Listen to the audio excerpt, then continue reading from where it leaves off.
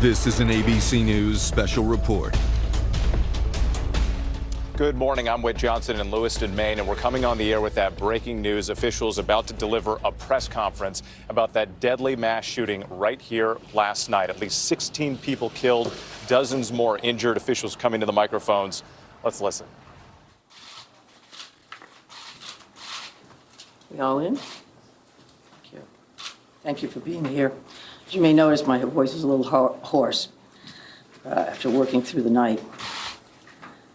As you all know, last night, locals, counties, state, and federal law enforcement officers from around the state of Maine responded to reports of an active shooter at several locations in Lewiston, including Spare Time Recreation and Schmenge's Bar and Grill. These law enforcement officers, in the face of danger, responded swiftly, selflessly, and with great bravery. Bravery that they continue to demonstrate today as they search tirelessly for a person of interest in connection with last night's events. On behalf of all Maine people, I express my deep gratitude for your response and for your continued service. I also do so for Maine's hospitals and other medical emergency responders. I'm profoundly saddened to stand before you today to report that 18 people lost their lives and 13 people injured in last night's attacks. In memory of those we lost and in honor of those who were injured, President Biden and I have ordered all U.S. flags and state of Maine flags to be lowered to half-staff immediately for the next 5 days. Maine State Police have issued a shelter-in-place order for Lewiston, Lisbon, and Bowdoin as the manhunt for that person of interest, Robert Card of Bowdoin, continues. I will let law enforcement speak to the ongoing manhunt and to their investigation, but Mr. Card is considered armed and dangerous, and police advise that Maine people should not approach him under any circumstances. I continue to strongly urge Maine people to follow the direction of state and local law enforcement amid this ever-changing situation. Please, if you see anything suspicious, please call 911.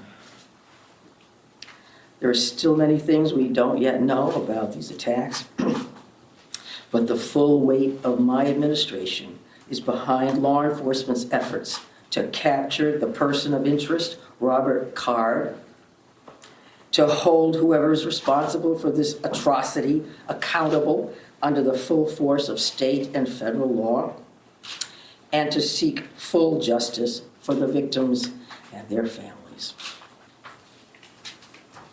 We cannot and we will not rest in this endeavor. My administration is coordinating closely with local, regional, and federal officials to respond to this shooting. I have spoken twice with President Biden. I've spoken with Vice President Harris, Secretary of Homeland Security Mayorkas, and Secretary of Health and Human Services Becerra, all of whom have called me last night to express the Biden administration's full and unwavering support and to offer any and all help that we, the people of Maine, might require. The governors of our neighboring New England states and of other states have contacted me to offer aid, and I am sincerely grateful for their friendship and support. We've been in touch with every member of the Maine congressional delegation, all of whom have offered their full support, for which I am also grateful. I also spoke with Mayor Carl Chalene and Auburn Mayor, Jason Levesque last night to reiterate that we are standing by them and that we are ready to provide any help people in these communities need and to deploy all available state resources, including grief counselors and other mental health services, We need to help our communities heal. If you or a person you love needs someone to talk to during this difficult time, please call or text 988 for free and confidential counseling. 988. Look, Lewiston is a special place. It's a close-knit community with a long history of hard work, of persistence, of faith, of opening its big heart to people everywhere. Lewiston is where I worked for years. It's where I met and married my husband and where our girls went to school. I love this place just as I love our whole state with my entire heart. I'm so deeply saddened, as is every one of the 1.3 million people of this beautiful state. This city did not deserve this terrible assault on its citizens, on its peace of mind, on its sense of security. No city does, no state, no people. No words can truly or fully measure the grief of Maine people today. Our small state of just 1.3 million people has long been known as one of the safest states in the nation. This attack strikes at the very heart of who we are and the values we hold dear for this precious place we call home. All Maine people are sharing in the sorrow of the families who lost loved ones last night. Loved ones, normal people who were killed or injured while unwinding from a day of work or while spending time with their family and friends, socializing. So on behalf of the 1.3 million people of the whole state of Maine, I hold these families and this city in my heart today. I know that the people of Lewiston are enduring immeasurable pain. I wish I could take that pain off your hearts, off your shoulders, but I promise you this, we will all help you carry that grief. I ask Maine people to join me in offering our comfort to the families and friends who have lost someone, and in offering our prayers for swift recovery for those who are healing in Maine's hospitals today. This is a dark day for Maine. I know it's hard for us to think about healing when our hearts are broken. But I want every person in Maine to know that we will heal together. We are strong. We are resilient. We are a very caring people. In the days and weeks ahead, we will need to lean on those qualities more than ever before. As we move forward, struggling as we may, let us wrap our arms around one another, offer comfort and solace and love. I know the Maine State Police will continue to release information to the public as we confirm it, and information about any steps that the public might take to support the people of Lewiston at this time. May God bless the people of Lewiston and bless the memories of those we've lost. Thank you. I'm going to turn it over to Commissioner Sasha. Thank you very much, Governor.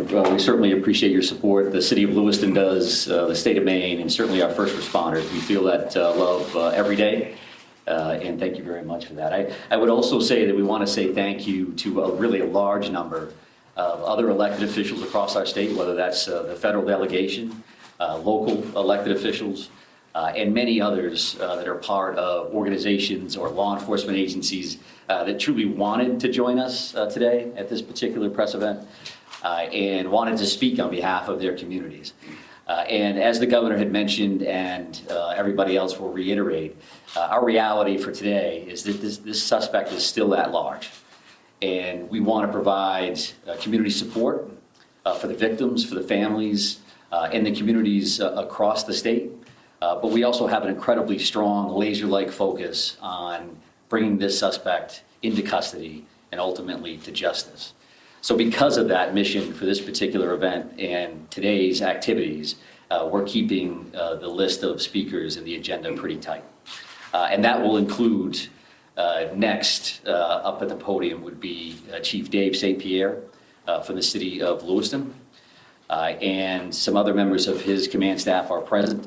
What I will say to the city of Lewiston, and you know this because you feel it every day, but you're lucky to have a chief like Chief St. Pierre and his entire law enforcement agency. From every level, those officers put their heart and their soul on the line on behalf of their community last night and into today. And they're doing it for the right reasons. They do it because they care. So the city of Lewiston and truly our co-responder family across the state of Maine is lucky to have Dave and his team in the mix with us. And we're also going to hear from Colonel William Ross from the Maine State Police. And Bill will highlight some of the timeline things that you're probably concerned about and certainly interested in from a story perspective. So the Colonel will come up and speak to that. And we'll also have Jody Cohen. And Jody is the special agent in charge for the FBI out of the Boston field office. And Jody will highlight some of those federal partnerships and some of the things that our federal partners are bringing to the table, bringing to bear to help us with this investigation. We also have a bunch of people here. Once you start naming people, you're going to have a problem because you're going to forget somebody or screw something up. But I would also tell you that a couple of our other federal partners are here. Kevin Neal, he was the U.S. Marshal for the District of Maine. We also have James Ferguson, and Jim is the special agent in charge from the ATF for the Boston Field Division. They are heavily invested with staff along with the FBI, and we can't thank them enough for all that they're doing on behalf of our state. I would also tell you that we are going to close with a brief Q&A, and we're going to try to get some of those questions out there. We appreciate your time, your patience, your professionalism, your partnership at getting this information out. I would think that those questions are going to be brief because, again, we do have a suspect at large. And while you can help us with that, we also need to get back to our teams to push forward on that. So with that in mind, I will be back up to the podium to kind of steer that a little bit. But for starters, I would like Chief St. Pierre to join us. Thank you. Thank you, Director Sawchuk, and welcome media partners, and thank you, Governor Mills, for those kind words.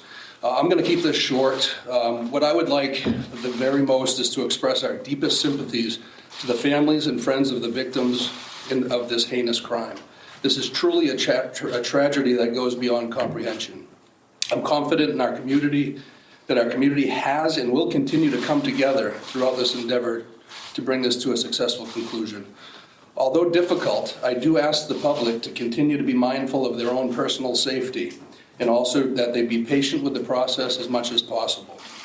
There is extensive work and attention to detail that goes into such a large-scale investigation.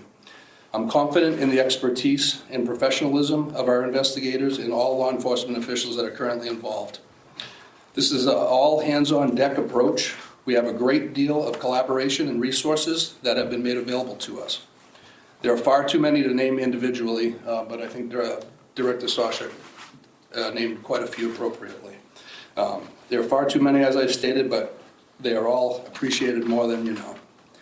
I want to thank all of our brave men and women of the Lewiston Police Department, Fire Department staff, medical personnel, first responders of any kind that came from far and wide and have come together and continue to work tirelessly in bringing the situation to an end. We hope to locate and hold the person accountable. I think you'll hear next from the state police, who is taking the lead in this investigation. Although that we are working hand in hand with them, I think Colonel Ross will be able to fill you in on a little bit more.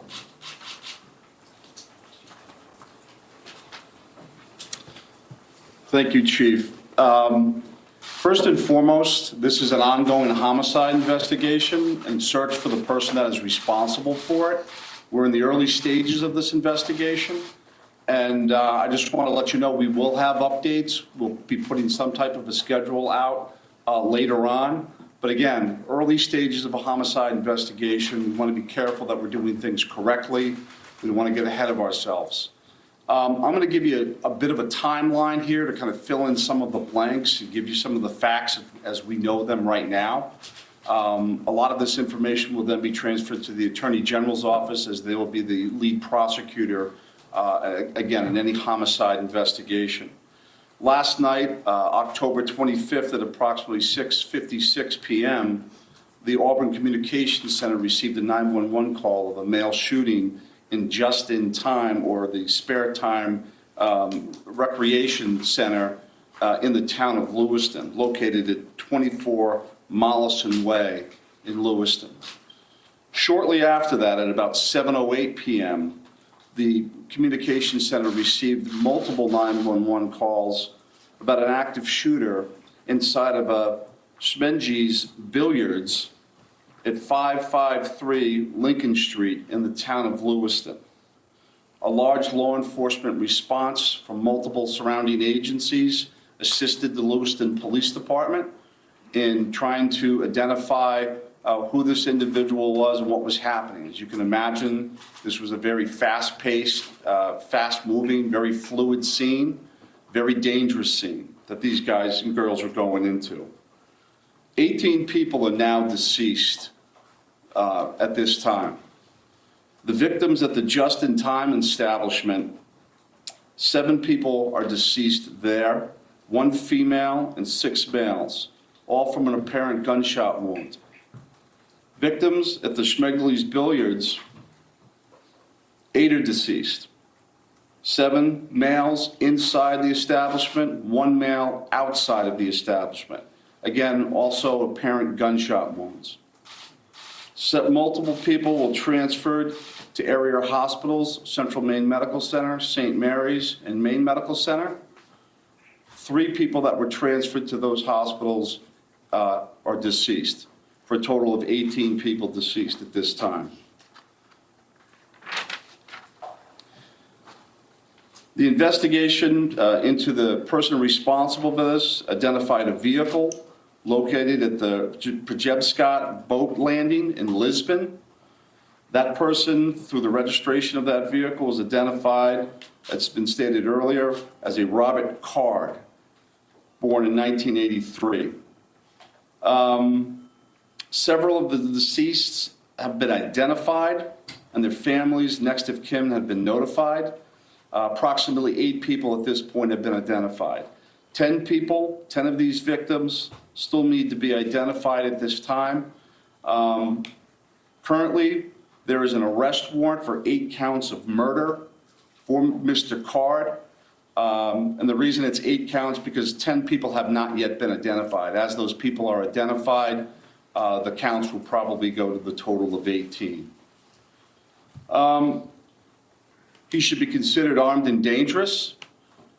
Based on our investigation, we believe this is someone that should not be approached. This is someone that should be, if you come into any contact with this individual or someone that you think looks like this individual, you were to call 911, and I'll provide some tip line numbers at the conclusion of my briefing.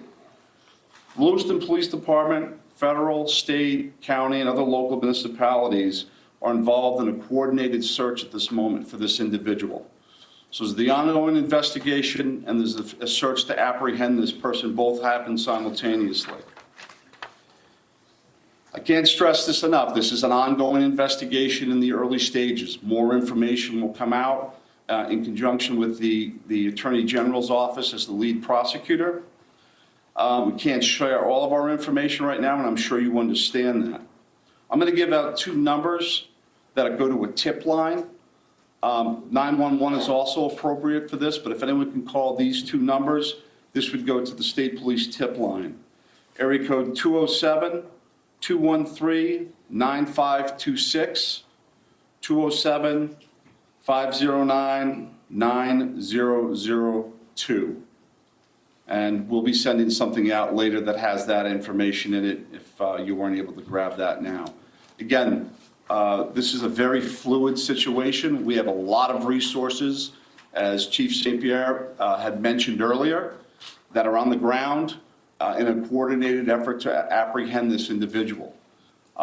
We've notified the Department of Education, and they have determined what they're going to do with the schools. A lot of schools, area schools, were shut down today based on our conversation with them. Again, as more information comes in, we'll be providing it to you. Thank you for your time. This is a very difficult time for, I think, the community of Lewiston, difficult time for obviously the victims' families, and it's a tough time for law enforcement. It was a rough night last night, but we're committed to bringing whoever's responsible this to justice. And again, we are currently looking for Mr. Card right now, someone that we'd like to apprehend. Thank you. Thank you, Colonel. And FBI Special Agent in Charge, Cohen, if you could join me, please.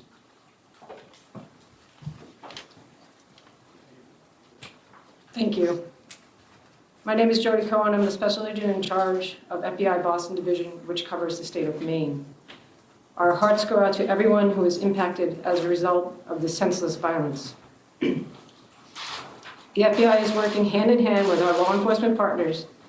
Our evidence response team is here processing the very extensive scenes.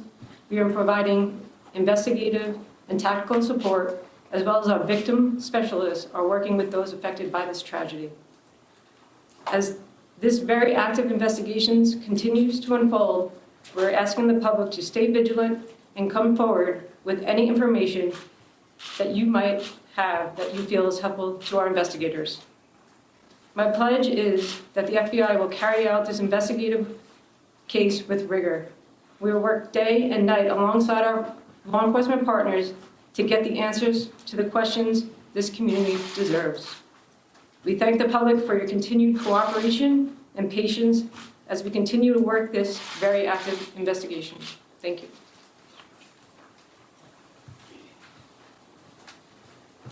Appreciate that. And I would say that the reality here from a resource standpoint is that when we've asked for anything, the answer has been yes, period.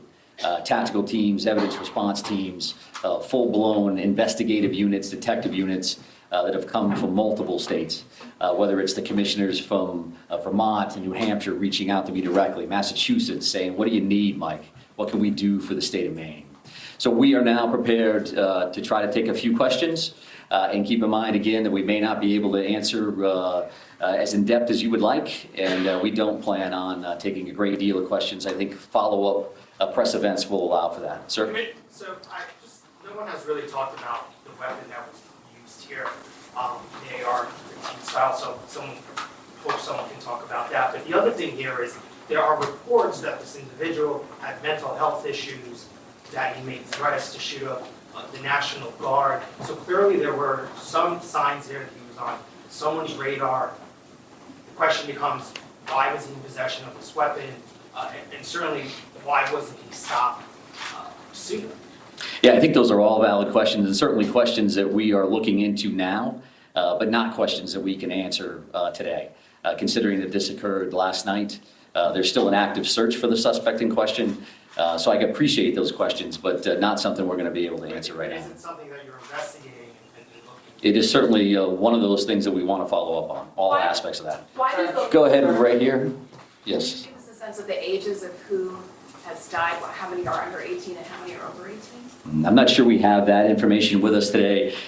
We wanted to break it down by gender because that's something we had readily available. We did not break this down into age ranges at all. Sir, what can you tell us? What can you tell us about the background of the suspect in this case, or I should say the person of interest? Because I noticed the language is very clear. We're saying person of interest, not suspect. So why use that terminology, and what can you tell us about his background? Yeah, I think we used person of interest last night for half of the room that was here for that press event. As the Colonel had mentioned, there is now arrest warrants for murder for this particular individual, Mr. Card. So he is viewed as a suspect, and there's a full court press by all of our partners to bring him into custody. What was the second piece of that question? What can you tell us about his background? She wanted to ask a second ago about the idea that he had voiced concerns about his own mental health, right? Had been committed, according to language in a police bulletin, to a mental health facility for weeks. how could someone that fits that profile still be in possession of semi-automatic weapons? Well, I do think that the statutes around firearms and the possession of those are pretty complex. I know that we will be reviewing that information as we move forward, but that's not an answer that we're prepared to give today, because that leads to motive. You're talking about behavioral health issues and how that impacts this situation. I would expect you'll hear back from us on that in the future. Right here, sir. Yeah, I've got a question about, we've seen helicopters as far north as Monmouth. Can you tell us anything about what's leading you, that far north of the scene where you found the car? Yeah, sure. So we have law enforcement assets that are deployed over a number of communities doing follow-ups on a number of different things.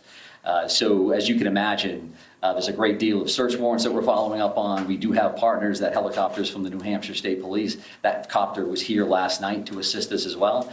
So whether we have tactical elements out or we're searching an area, some of those air assets would be very, very valuable for us. So that's what they're doing. That's leading you there?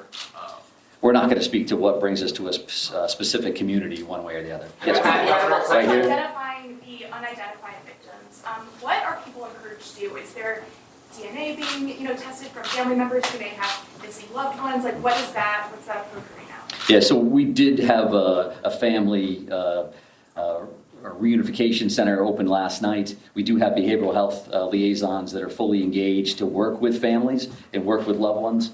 And work with victims, for that matter, that may be in the hospital and seeking treatment. So those things are actively occurring. We are dealing with each one of those situations separately. So do we need DNA on that? Are we just waiting to find a loved one, some kind of family member that we can make a notification? I think that varies across the board. I'm going to take two more questions. I'm going to take two more. Right here. Yes, was there some sort of triggering event? Is that something that you're investigating? I think we're always concerned around motive. That you say triggering event, that's a motive for us. Again, that's not something we're prepared to discuss today, but I do appreciate the question. It's clearly something that's important. One additional follow-up from you. Can you help us understand why these locations, why this bar, why this bowling alley? Was he looking for someone? Was he looking for something? I think that does speak to motive, so I appreciate the follow-up, but not something we're going to be prepared to answer today. I'm going to have one more question. Right here, sir. Right here. Can you say, is Card, first off, to clarify, with the arrest warrants issued today, and can you say if Card is still in the state or he's still alive? Well, we're actively searching for him. If I knew the answers to those questions, and this would be a different press conference, I would assume. So we don't know his location, and I'll leave it at that.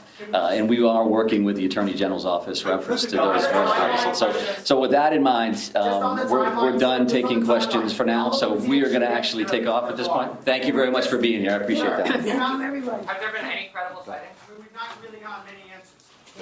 All right, you've been listening to officials here in Lewiston, Maine, talking about this deadly mass shooting here.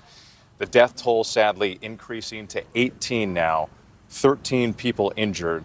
We're getting a little bit more information about the victims, more information about the timeline, but the key thing that they're highlighting here is that this is very much an active manhunt. Multiple agencies still on the ground looking for 40-year-old Robert Card. He is considered armed and dangerous. Last night, just a person of interest.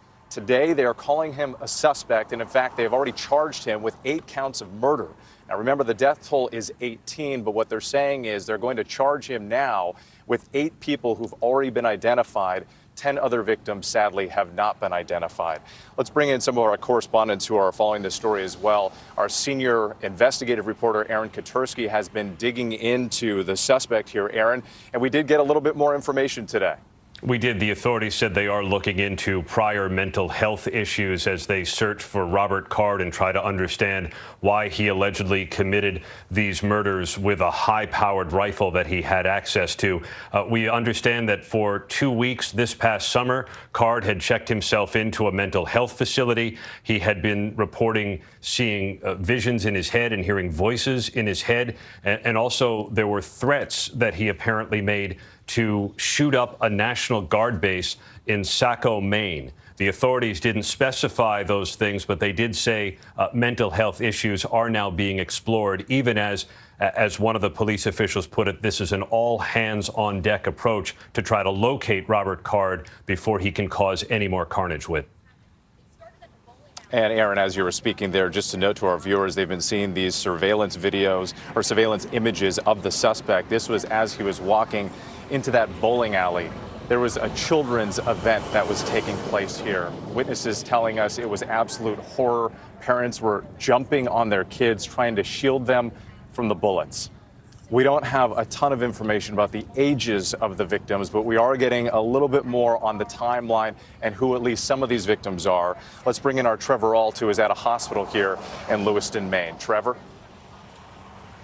Yeah, so overnight, in the midst of all this chaos, we actually couldn't get a clear answer from the hospitals as to how many people they were treating. And we know now from officials, as we've mentioned over and over, 18 people killed and 13 people injured, more than 30 total victims. And it speaks to the scope of this massacre. The fact that still now, almost 17 hours after those first shots were fired, more than half of the victims who have been killed have not yet been identified. Now, those 13 people who have been injured, that we are still waiting to gather some information on their conditions, we can glean a little bit from that information. It was feared that there were dozens of people who were wounded. 13 is fewer than that. It is still horrifying. It should hopefully lighten the strain a little bit for these medical teams that are working to save their lives. But still, in an area of this population, 13 simultaneous gunshot victims is going to cause a ton of strain. And we know that a number of hospitals in the area have been activating all available personnel, calling them all in. We've been watching through the morning as many doctors and nurses have been showing up here,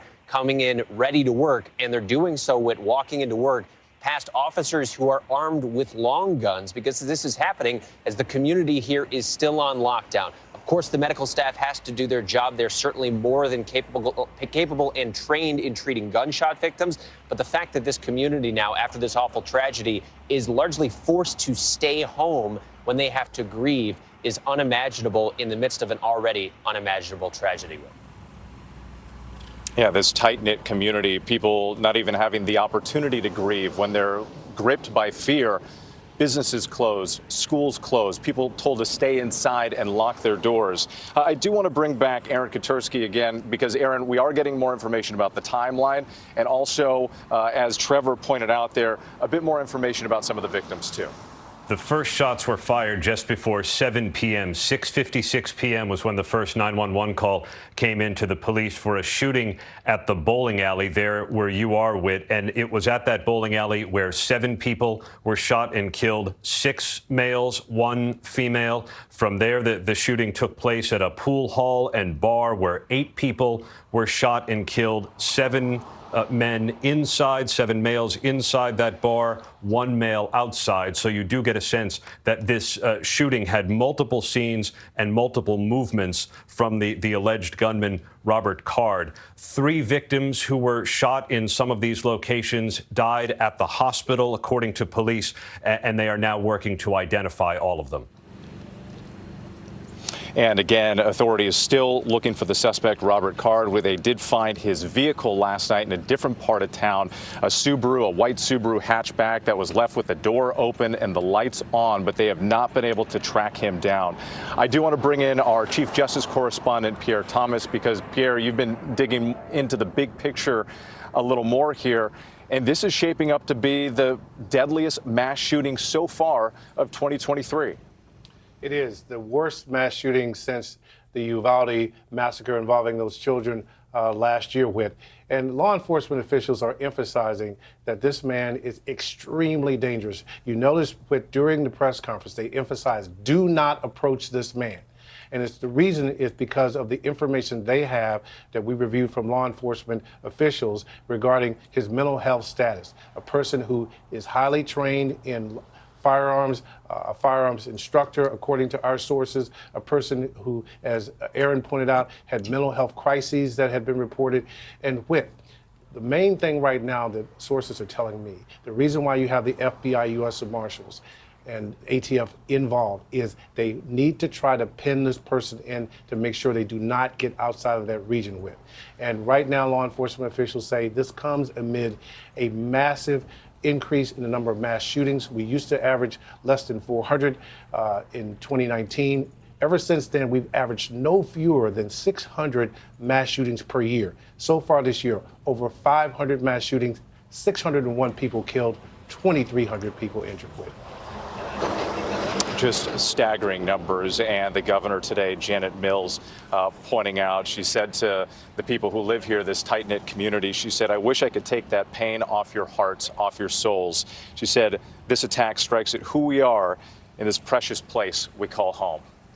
Our thanks to our entire team here. We're going to have much more coverage throughout the day on ABC News, on abcnews.com. You can get breaking news alerts on the ABC News app, and we're streaming all day long on ABC News Live. And David Muir will be right back here tonight for a special edition of World News Tonight on the Scene. For now, I'm Whit Johnson. Have a great day.